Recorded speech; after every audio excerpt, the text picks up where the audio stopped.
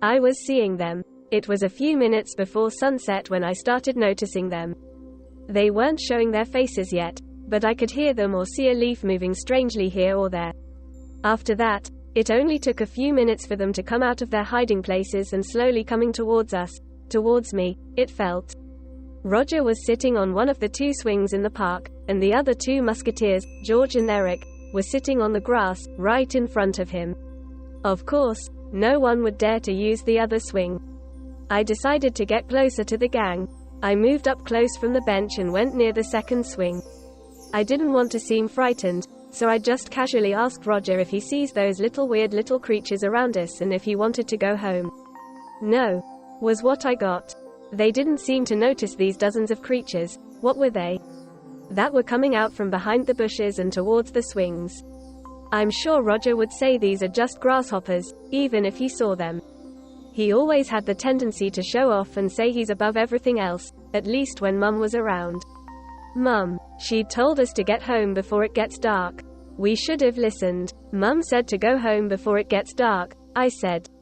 Roger just growled, Mum, can't you get over it for God's sake?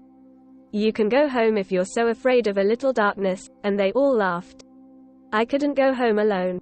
Not now and with all these little beasts around us. They weren't grasshoppers. I know a grasshopper when I see one. Sure, they were small. And they tended to jump. But they were pale as a ghost. And the faces. If you noticed, you would see their faces looked like humans. Tiny little human faces on grasshopper-like bodies, and all very pale. No thank you. I won't be going home alone. The three of them were into something. They were so focused on whatever was in front of them on the ground that they didn't really care for their surroundings. I put another step forward to look at it. They were pointing to it with a flashlight. It was a piece of paper. Eric said, So what? We can't solve it. Can we? Roger cried. Oh, shut up, man. Let me focus. I think I can find a solution if you all shut up for just 1 second. In the next few minutes, it was only the sound of whirling wind and the almost inaudible hiss of the creatures getting closer to us. Nobody said a word. It was unbearable. Roger was trying to find a solution to something that looked like some sort of complex math to me. He broke the silence himself. Damn it. Who am I kidding? I can't solve this shit. We have to bring in someone with some brain. And they all looked at me. I said, No, not again. I can't go crawling to Stephanie every time you have some exam or class article. Sure you can, said Roger, with a demanding voice. Stephanie was my friend in the 2nd grade.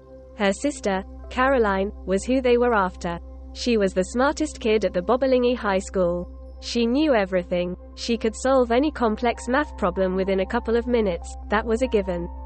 But I didn't want to talk to Stephanie. We've recently announced to each other that we were no longer friends of any sorts, after she told me I was full of hallucination, and I responded by saying she was fat. Roger, seeing my hesitation, demanded again, You don't do it, and I will have those little demons that you see attack you in your sleep tonight. You know I can do it.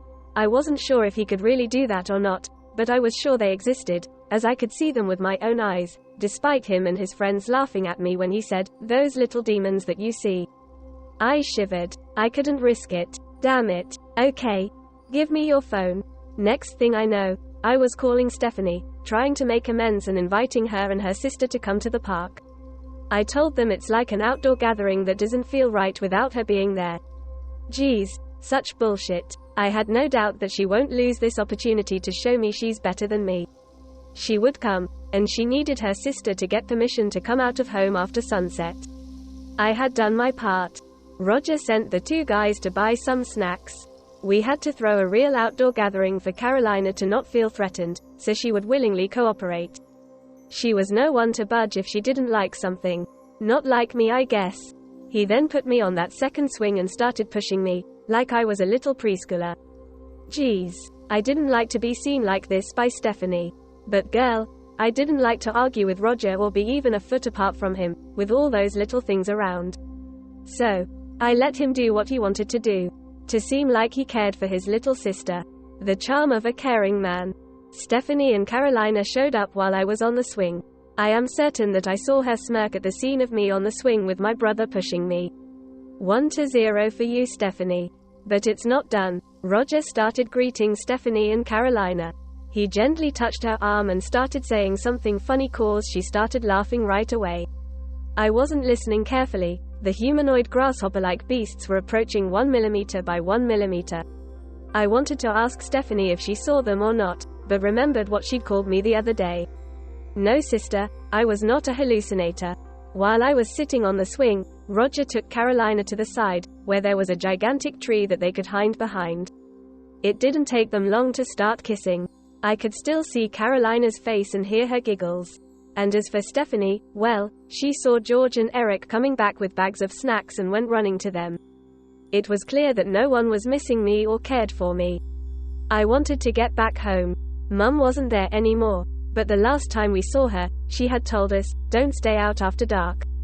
If only I had listened to her that grim night of last August, maybe she wouldn't have gone to the river.